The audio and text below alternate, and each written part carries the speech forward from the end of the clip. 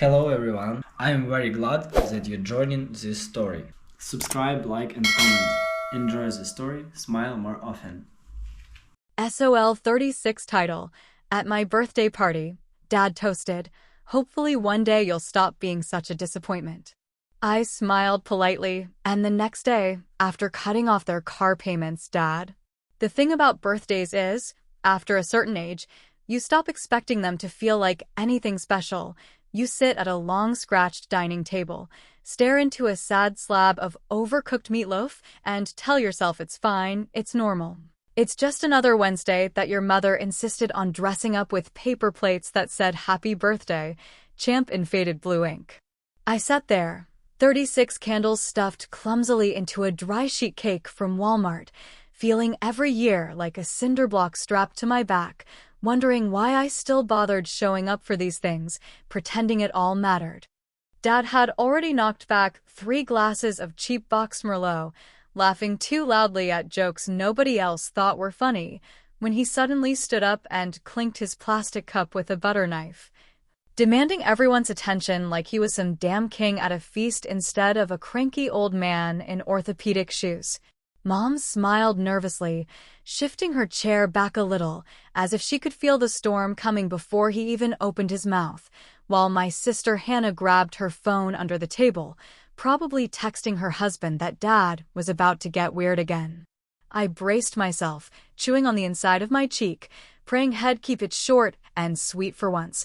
Maybe a happy birthday, son, or some joke about getting old, something safe, something I could file away and not have to replay in my head at 3 in the morning. But no, he couldn't help himself. He cleared his throat, raised his plastic cup like it was fine crystal, and said, loud enough for the neighbors to hear through the open windows, "Hey, race to my son Nick. May he one day stop being such a goddamn disappointment." The room went dead silent, except for the distant hum of the old refrigerator that wheezed like it was dying a slow, painful death, much like my patience. Mom let out a weak chuckle, like maybe if she laughed it off quick enough, it wouldn't stick to the walls the way it always did.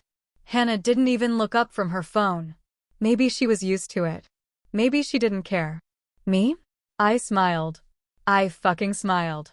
I picked up my red Solo cup, toasted right back at him, and laughed a hollow, gutless laugh that didn't sound anything like me.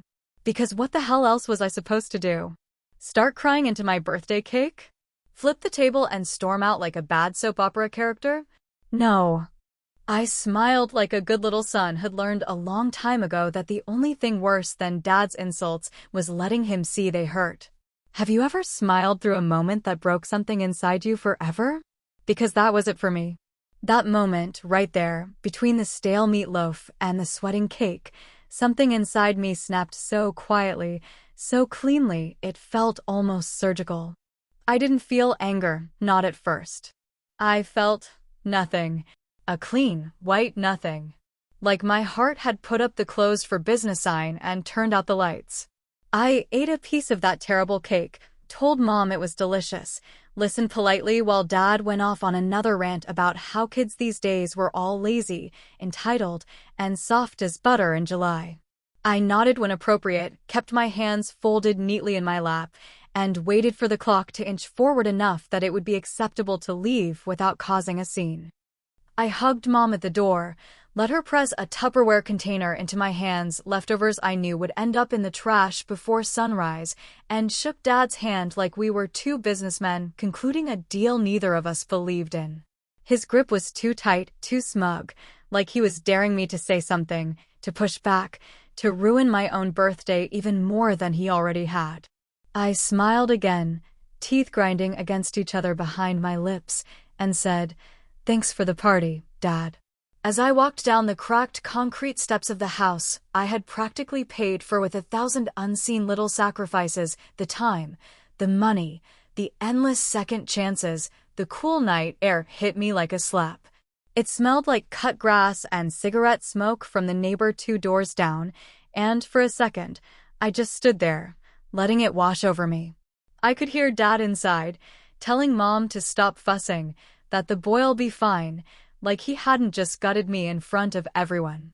Like words, don't leave bruises you can't explain. I unlocked my car with shaking hands, slid into the driver's seat, and stared at the steering wheel. 36 years old. 36 goddamn years. And still being treated like the screw-up who couldn't throw a baseball right, who didn't get into a fancy college, who didn't make six figures by 25 like Hannah. Still the kid who never measured up, no matter how small I made myself, how much I gave, how much I swallowed.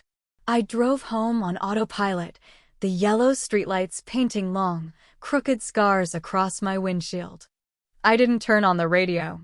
I didn't call Tommy like I usually did after a bad night. I just drove, silent and simmering, while a plan started to build itself in the back of my head, solid and sharp and inevitable. Because if my life was just a long, slow payment on a debt I never owed, then maybe it was time to finally call it off. Maybe it was time to send the bill back, stamped with big, red letters, return to sender. I didn't sleep that night. I lay on top of the covers, staring at the cracked ceiling, counting every miserable year like tally marks carved into a prison wall. I thought about the car payments I made every month for my parents without them ever once saying thank you. I thought about the weekends I spent fixing shit around their house while Dad watched football and called me handyman boy like it was some kind of cosmic joke. And somewhere around 3 a.m, as the first hint of pale light started to creep into the sky, I made my decision. Tomorrow, the real birthday present would arrive. Not for me, but for them. And they were not going to like it one damn bit.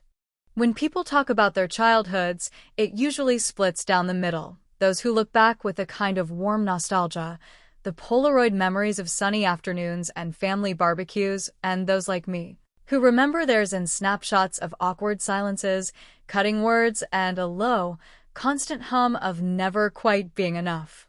It was never one big, dramatic explosion with my parents, never a screaming match you could point to and say, yeah, that's when things broke. No, with my folks, it was 1,000 tiny slices over years, so small and so frequent you barely noticed you were bleeding out until it was far too late to stop it. I remember standing out on the Little League field when I was 10 years old, the sun baking down on my too large helmet, my glove dangling uselessly from one sweaty hand, while Dad leaned against the chain-link fence, arms crossed and mouth set, in a line of pure disappointment. I struck out swinging 3 times that game, and when I walked back to the car afterward, dragging my bat like a dead thing behind me, he didn't yell or curse or throw a fit like you might expect. Instead, he just chuckled, a sharp, humorless sound, and said, well, some kids just aren't cut out for sports, I guess. That was it. No encouragement, no advice, no ruffling of the hair, and a you'll get 'em next time, kiddo. Just that little dig, light enough to sound like a joke to anyone else, but heavy enough to plant itself deep under my skin, where it would stay, quietly rotting for decades. School wasn't much better. I brought home a report card in 7th grade with 5 A's and 1 B, practically buzzing with pride, thinking maybe, just maybe, I had done something right this time. Dad barely looked up from the newspaper before muttering, why not straight A's, huh? Too busy daydreaming? Mom said nothing, just gave me one of her tight, apologetic smiles and went back to peeling potatoes at the sink, pretending she hadn't heard a thing. You get enough of those moments stacked up in your bones, and after a while, you start to carry yourself differently, a little lower, a little quieter, like you're trying not to attract too much attention to the fact that you even exist.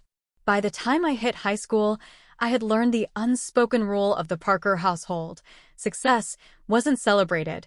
It was expected, and anything less was simply proof that you were the weak link in the chain. I got my first part-time job at a gas station at 16, not because I wanted to, hell. I would have rather spent my weekends sleeping in or hanging out with friends, but because Dad said, if you're old enough to drive, you're old enough to start paying your own way. Of course, your own way quickly morphed into our way, with me chipping in for groceries, car repairs, and God help me if I ever said no. When I graduated high school, not with honors, but with decent enough grades, Dad didn't come to the ceremony. He said he had to work late, but I found out later he spent the evening drinking beers with his buddies at the VFW hall. Mom came, sat stiffly in the bleachers with her hands clutched in her lap, smiling tightly every time someone else's parents cheered. I went to community college because it was cheaper, because scholarships were for real achievers, according to Dad, and when I finished 2 years later with a degree no one really cared about, I didn't even bother sending out invitations to a graduation party.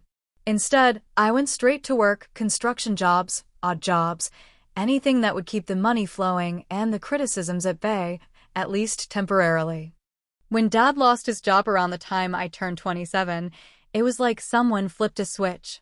Suddenly, the help I had given out of a sense of duty turned into something uglier, an expectation. There was no conversation, no "Hey son, can you help out?" Just a casual mention one night at dinner that the mortgage payment was coming up short, a passing comment that the old sedan was making funny noises again, a sigh when Mom accidentally let it slip that their credit cards were maxed out. I picked up extra shifts, took on freelance handyman gigs around town, poured every spare dollar into that leaky, crumbling house because what else was I supposed to do? Let them drown? Walk away? It never even crossed my mind back then. Helping was the cost of love in the Parker household, and if you couldn't pay it, you didn't deserve it. I paid their car note for the first time when I was 28. Dad had called me up at 11:30 on a Wednesday night, half drunk and full of righteous anger, ranting about how the damn bank was threatening to repossess the car because those bloodsuckers don't give a damn about a hardworking man down on his luck. I told him I'd take care of it, like I always did, like a fool with a wallet for a spine. At first, I thought it was a one-time thing, a temporary measure until he got back on his feet. But months turned into years, and the payments just kept coming. No thank yous. No attempts to pay me back. Just the quiet, simmering expectation that I would handle it because I always had. Helping wasn't helping anymore. It was survival theirs at the cost of mine. It's funny, how easy it is to lie to yourself about what love looks like when you're desperate enough to believe it's supposed to hurt. I kept telling myself that it was normal, that all kids help their parents, that sacrifices were just part of the package. Meanwhile, every dollar I sent their way was another dollar I didn't put toward my own future, my own dreams, my own shot at something resembling happiness. It wasn't until the night of my 36th birthday, sitting in that stuffy kitchen, choking down bad wine and worse cake, that it hit me with the force of a gut punch. Helping had become not a gift, not a kindness, but a tax. A never-ending debt I could never fully pay off. And just like that, in the middle of Dad's drunken rant and Mom's wilting smiles, I realized something that changed everything. Maybe the only way to win in this family was to finally stop playing the game. I sat there, feeling the old anger rise up like bile in my throat, and for the first time in a long time, I didn't push it back down. I let it sit there, bitter and hot and alive, while I smiled and nodded and made nice. But in the back of my mind, a different plan was already taking shape, one that would make me a villain in their eyes, but maybe, just maybe, set me free at last. And once you start seeing the cracks, you can never unsee them again. The thing about lies is, they rarely come all at once, wrapped neatly in a bow, screaming at you that they are here to ruin your life. No, most of the time, they drip in slow and silent like a leak behind the drywall, rotting everything important before you even smell the damage. I had been making those damn car payments for 5 straight years without a second thought, treating it like just another piece of my monthly life, wedged between rent, utilities, and groceries I'd barely had time to cook, because when your parents tell you they are struggling, you believe them without asking for proof, right? It started as a simple request, or at least that's how they framed it back then, sitting me down at that same scuffed-up dining room table where most of my worst memories seemed to cluster like dust in the corners.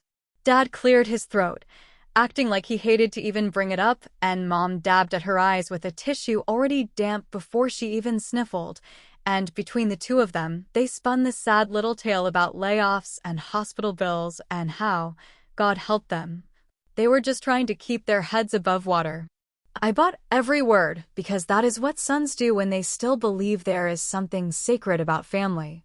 At first, it was just supposed to be temporary, just until Dad found something new, just until things evened out, and like the idiot I was, I nodded, smiled, and called the bank the next day to have the bill rerouted to my account. One less thing for them to worry about, one more thing weighing me down at the bottom of my own personal ocean. I told myself it was fine, that it was what good sons did, that someday they would look back and realize how much I had carried for them without ever asking for anything in return. 5 years later, the story hadn't changed, except now it was coated in more layers of guilt and manipulation, so thick I could barely breathe around it.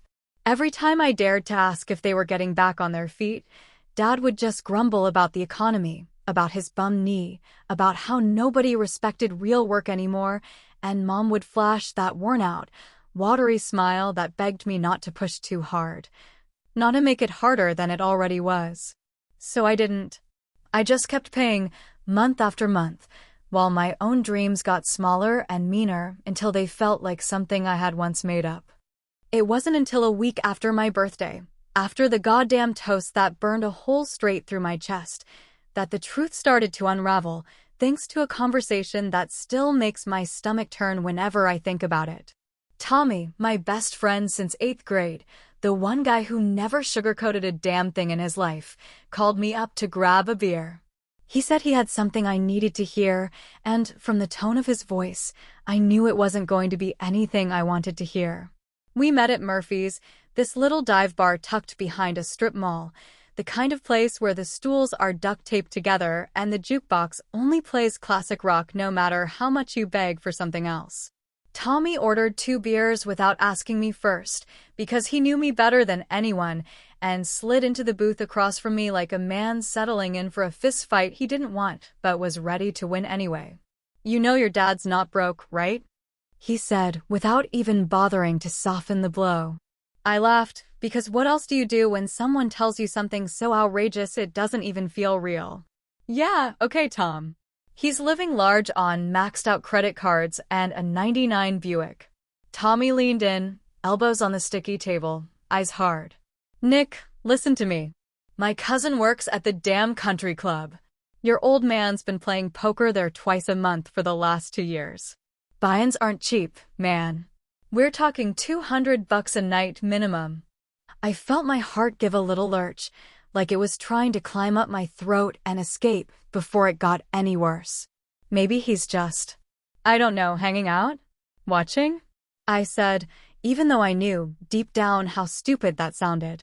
Tommy shook his head slowly, like he was the one who pitted me now. "He's playing, Nick. He's playing with cash. He's not broke. He's just letting you carry his weight because you're dumb enough to let him." The room spun a little, or maybe that was just my own mind, trying to rearrange itself around the bomb that had just been dropped into it. I wanted to argue, to shout, to accuse Tommy of being wrong, but some tiny, exhausted part of me, the part that had been screaming into a pillow for years, knew he wasn't lying. It made too much sense. The way Dad never seemed quite as stressed as he should have been. The way he always found a little money for cigars, for the occasional new gadget, for a round of drinks when his buddies came over to watch the game. I stared down at the bubbling head of my beer, feeling sick, feeling stupid, feeling like every dollar I had sent their way had been used to prop up a life I wasn't even allowed to be proud of. "You gotta call the bank," Tommy said, his voice low and serious. "Find out how much they really owe. Hell, you might find out you've been paying for more than you even know." The thought made my skin crawl, but he was right. I couldn't keep living in the dark, handing over pieces of myself to people who didn't even have the decency to lie well. I needed to know. I needed proof.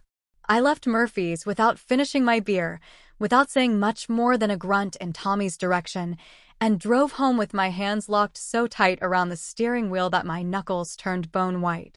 My phone sat heavy in my pocket like a burning coal, daring me to do the one thing I was terrified of: pull the thread and see just how far the damage really went. I sat in my car outside my apartment for what felt like hours, watching the streetlights flicker and die, listening to the faint hum of some distant train passing through town. Every instinct in me screamed to let it go, to pretend I hadn't heard a thing, to keep paying and smiling and nodding because that was easier than facing the ugly, rotten truth head-on.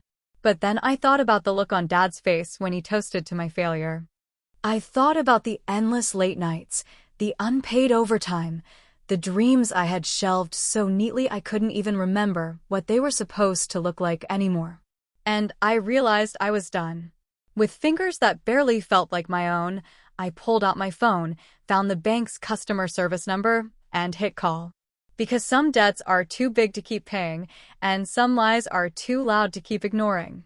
The morning after I canceled the car payments, the sun rose in that same indifferent way it always does, casting a weak, watery light over my apartment that made the peeling paint and sagging furniture look even sadder than usual, and for a brief, beautiful moment, I let myself believe that maybe, just maybe, nothing would happen, that the world would simply keep spinning and my parents would figure something out without dragging me behind them like an old tire chained to a bumper. I poured myself a cup of coffee that tasted like burnt mud, stared out the cracked kitchen window at the empty parking lot, and told myself I was finally free. The first call came in at 8:30 in the morning, when I was halfway through a bowl of stale cereal and trying to psych myself up for another day at a job that barely paid enough to keep the lights on. I didn't recognize the number at first. It was a local one, but not one I had saved, so I let it ring out, figuring it was a telemarketer or maybe one of those scam artists trying to tell me my car's warranty had expired. 2 minutes later, another call came in, and this time it was Mom's number flashing across the screen, her name so familiar, and yet suddenly so foreign it made my stomach turn over. I let it go to voicemail, heart thudding harder than it should have been for something as simple as a missed call. Then the text messages started rolling in, little pings that stacked up like a dam about to burst. Nick, call me. Urgent. Please pick up. We need to talk now. I set the phone face down on the table and shoved another spoonful of soggy cereal into my mouth, chewing mechanically while a cold sweat broke out along the back of my neck. I knew, deep down, in that rotten core of knowing that you can unlearn once you've seen the truth, that they had found out. Somehow, someway, they had realized the money was gone, the lifeline severed, and now they were panicking because the golden goose had finally waddled off the farm. At 9:15, Dad called. I didn't even have to look at the caller ID to know it was him.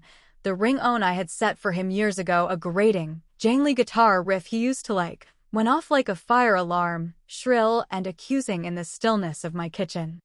I didn't answer. I just sat there, staring at the vibrating phone like it was some kind of live grenade, until it finally stopped and the silence came crashing back down around me.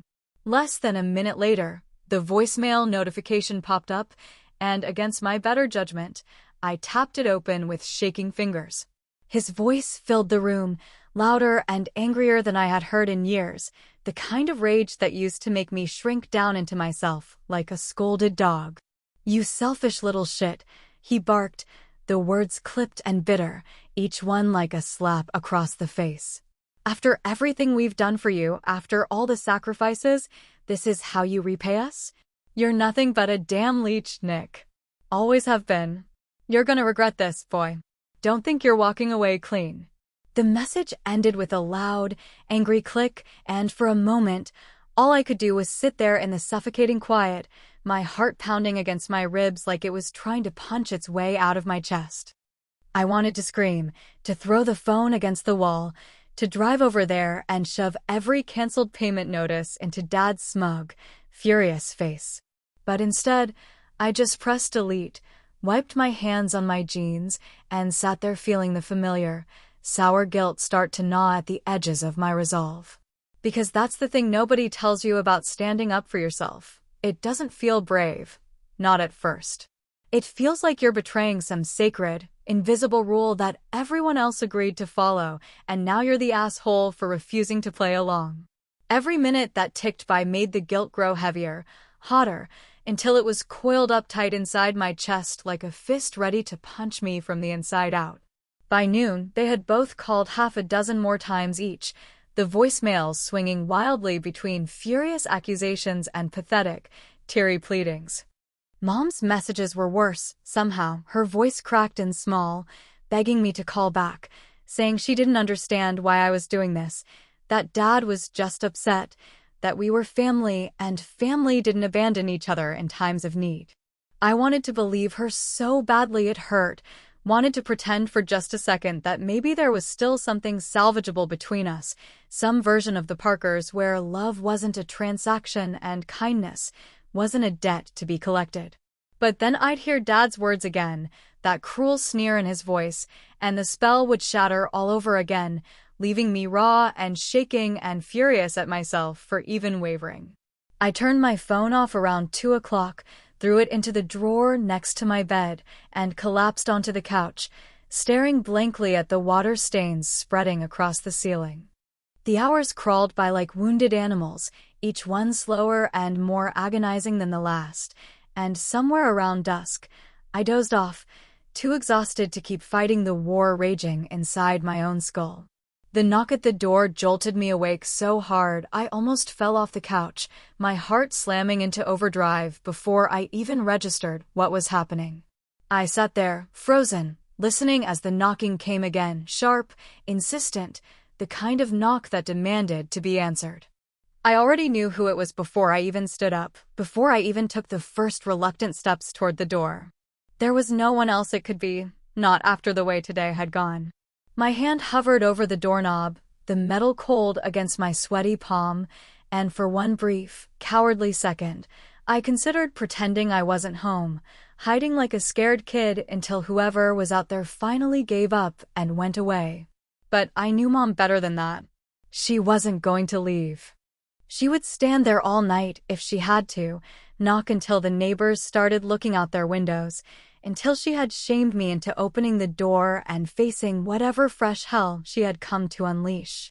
Taking a deep breath that felt more like a death sentence, I yanked the door open, and there she was, standing on my cracked concrete stoop, mascara streaked down her cheeks, mouth trembling like she had 1,000 things to say but didn't know where to start.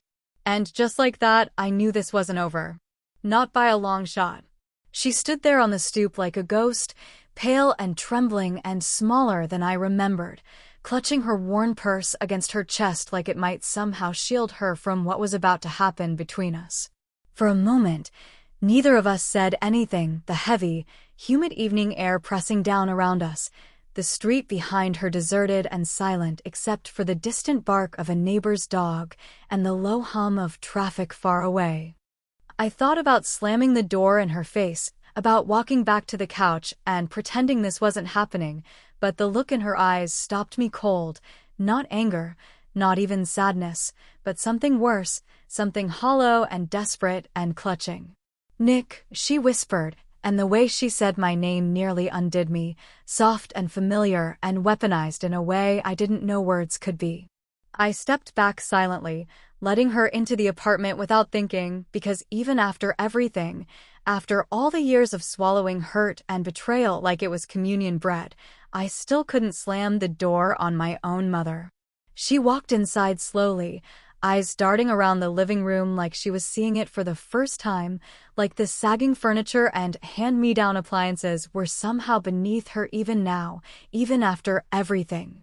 She perched on the edge of the couch like it might bite her, smoothing her skirt over her knees with trembling hands, while I stood by the door, arms crossed over my chest like armor. "I don't understand," she said finally, voice breaking around the edges like brittle glass. "Why would you do this to us, Nick? After everything we've done for you, after all the sacrifices." I let out a short, humorless laugh that didn't sound like it belonged to me, because hearing that word, sacrifices, come out of her mouth was almost enough to make me scream. Sacrifices. As if the endless demands, the constant need, the slow bleeding away of my life had been some kind of holy gift bestowed upon me, instead of chains fastened tighter every year. "You really think this is about money?" I asked, my voice low and sharper than I intended, but I didn't bother to pull it back. "You really think this is just about some goddamn car payment?"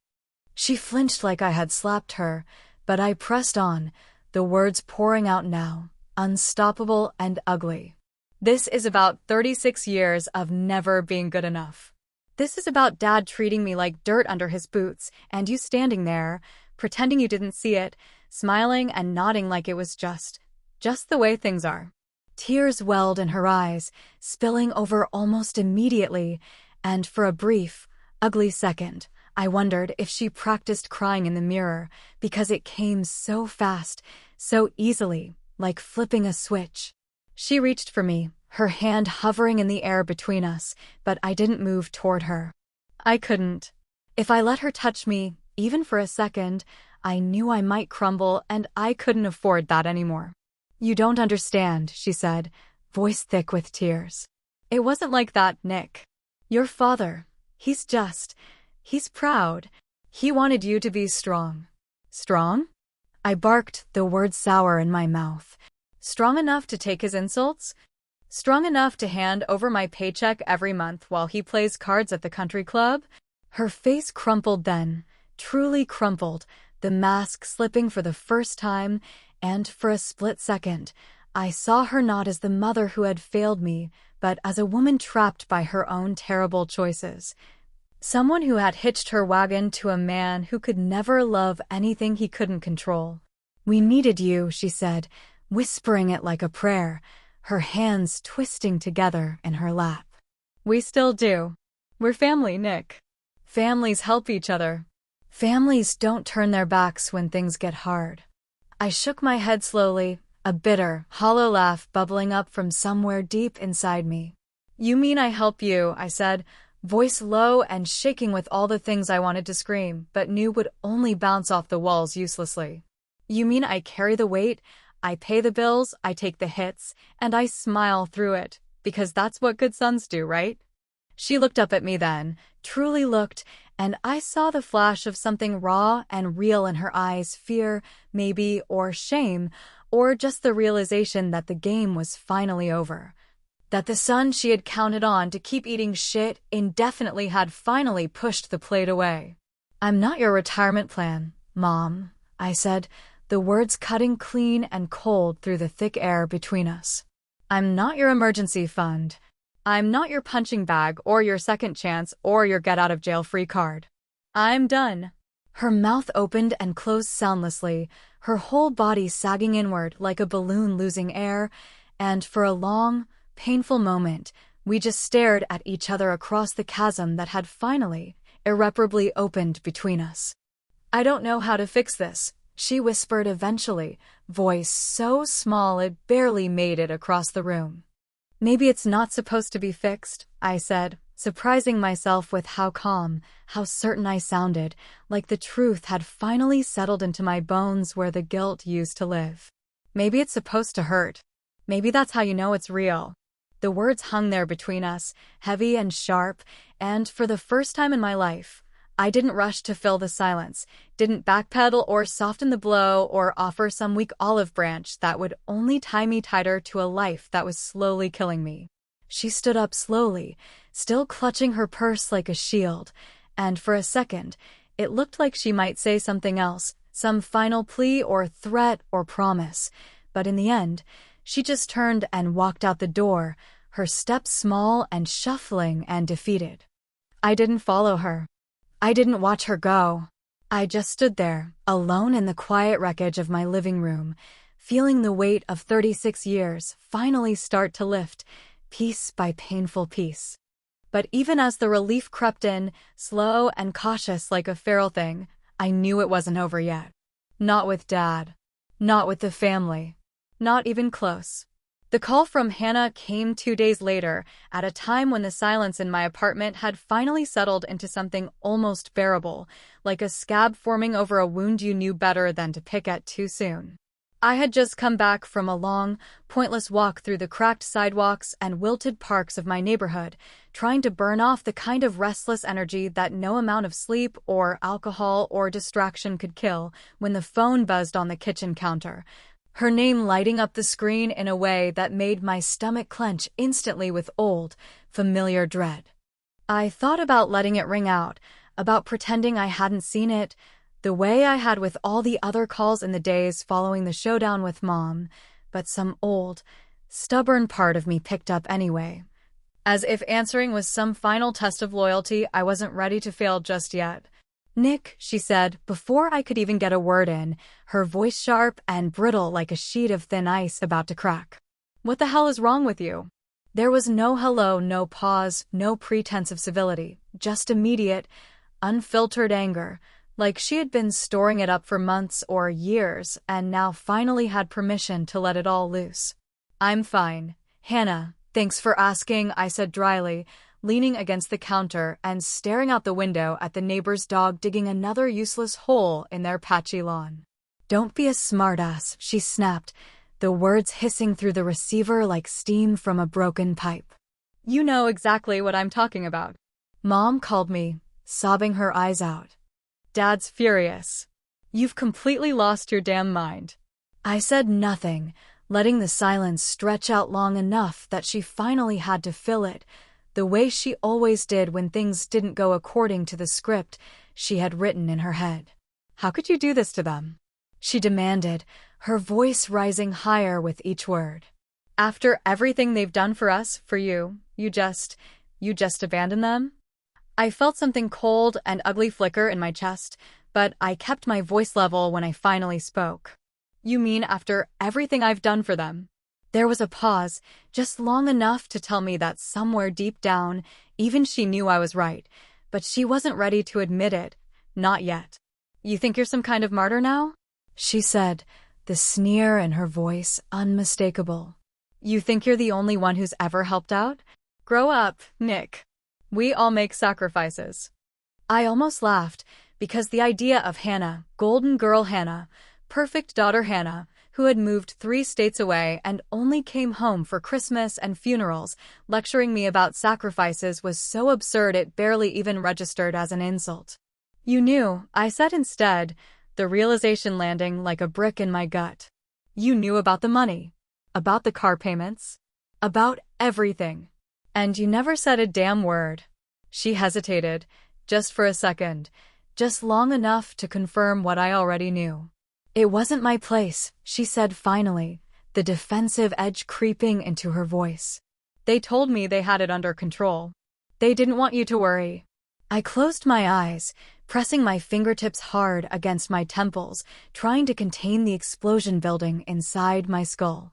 "They didn't want me to worry," I repeated slowly, tasting the bitterness of it. "So they just let me bleed dry while they played house, and you stood there and watched." "There are parents, Nick," she said, softer now, almost pleading. "You don't turn your back on family." The words hit me harder than they should have, not because they were true, but because for so long, I had believed them without question. Family was supposed to mean something, was supposed to be the unbreakable thread that tied you to something bigger and better than yourself. But somewhere along the way, that thread had turned into a noose, and I had been tightening it around my own neck with every missed paycheck and every fake smile. "Funny," I said, my voice hollow and unfamiliar to my own ears. "I don't remember anyone worrying about me when I was working double shifts to keep their lights on. I don't remember anyone asking if I could afford to keep paying while they pissed it away at the poker tables." "You're being dramatic," she said quickly, the way she always did when she wanted to shut down a conversation that didn't make her look good. "Am I?" I said, my anger finally slipping through the cracks in my careful, measured tone. "Because it sure feels like I've been carrying this family on my back for years, while you got to swoop in for holidays and pretend everything was fine." "You think you're the only one who's hurting?" she snapped. "You think you're the only one who's tired?" Newsflash, Nick, we're all tired. We're all drowning. "Yeah," I said, laughing humorlessly. "But at least you had the sense to get out before they could drag you under." She didn't have a response to that, and the silence between us stretched so long and taut I could practically hear the crackle of it over the line. "I'm done, Hannah," I said finally, each word sharp and deliberate like driving a nail into wood. "I'm done saving them. I'm done saving you. I'm done pretending that being family means I have to destroy myself. "You're going to regret this," she said, and for the first time, there was no anger in her voice, just something cold and certain and final. "Maybe," I said, because I wasn't arrogant enough to believe I wouldn't.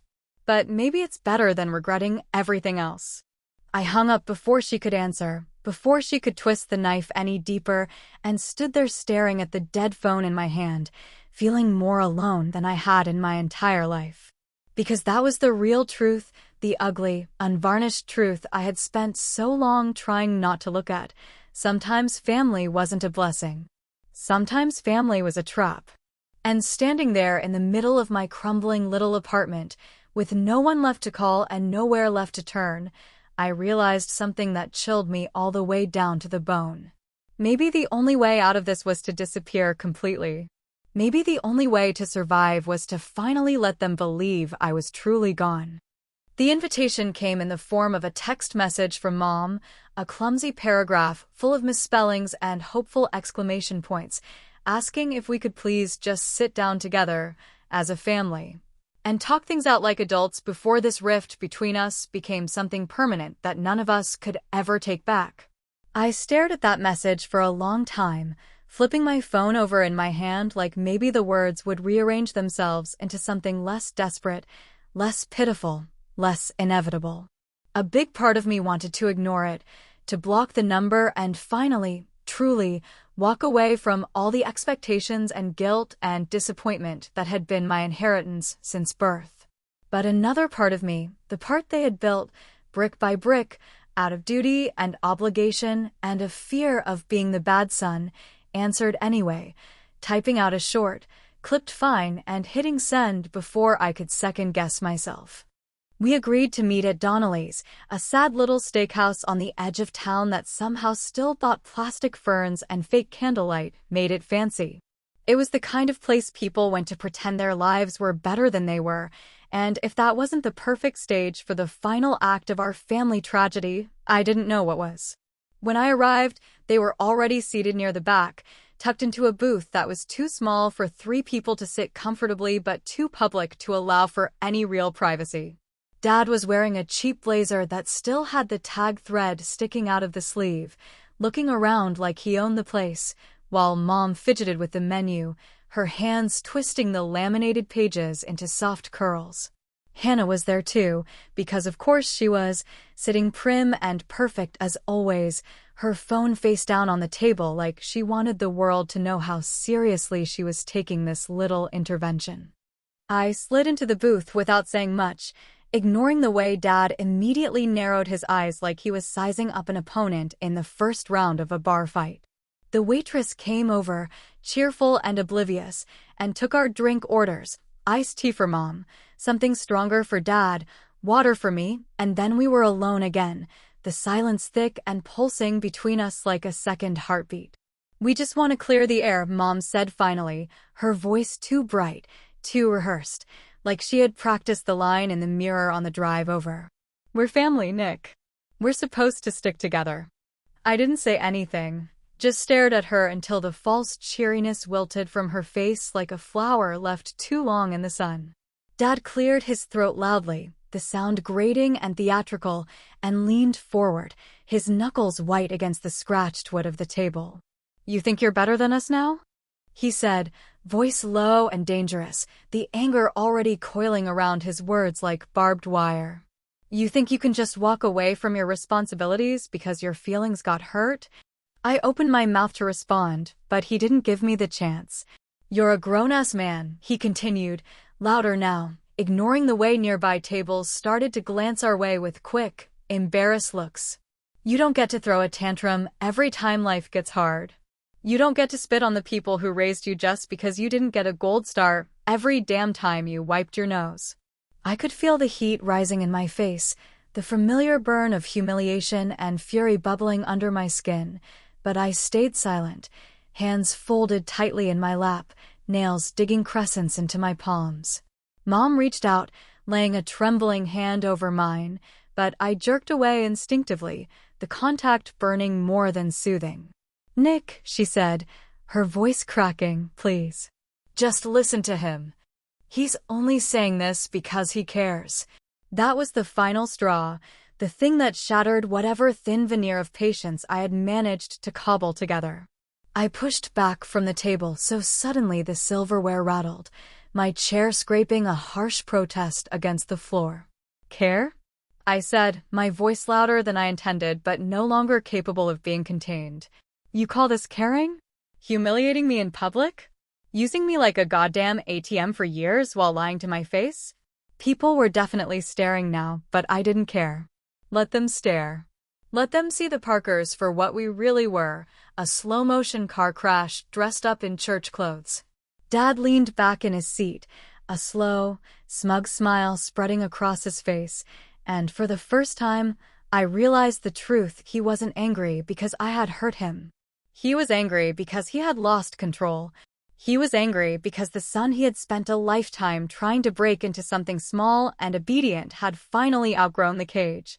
"You always were a drama queen," he said, chuckling under his breath like it was all just one big joke only he was smart enough to understand. "Just like your mother." Mom gasped softly, but she didn't correct him, didn't stand up for herself or for me, and that, more than anything, sealed it. Without another word, I stood up, grabbed my jacket from the back of the chair, and walked toward the exit.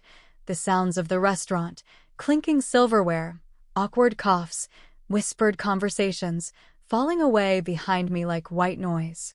I didn't look back until I was at the door, hand poised to push it open into the cool night air, and when I finally turned around, I saw him sitting there, laughing.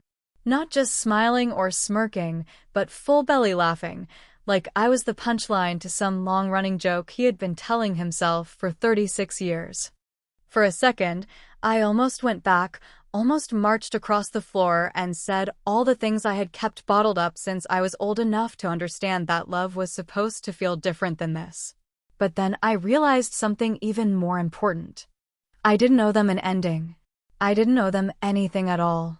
And without giving him the satisfaction of another glance, I pushed open the door and walked out into the night, not sure where I was going, but knowing at least that wherever it was, it would be somewhere I had chosen for myself.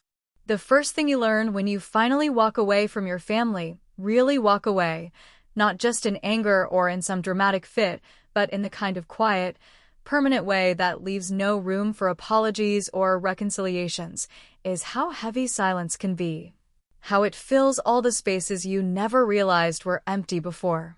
It had been months since that night at Donnelly's, months since I had pushed open that door and stepped into the kind of freedom I had dreamed about in my darkest, most exhausted moments, and still, there were mornings when I woke up half expecting to see a missed call from Mom or some angry text from Dad, demanding, begging, threatening, cajoling. But the calls had stopped after a while, and the messages too, leaving only the kind of silence that wasn't peaceful but wasn't exactly hostile either, more like the sound of a bridge burning far behind you, its crackle and roar growing fainter with every step forward.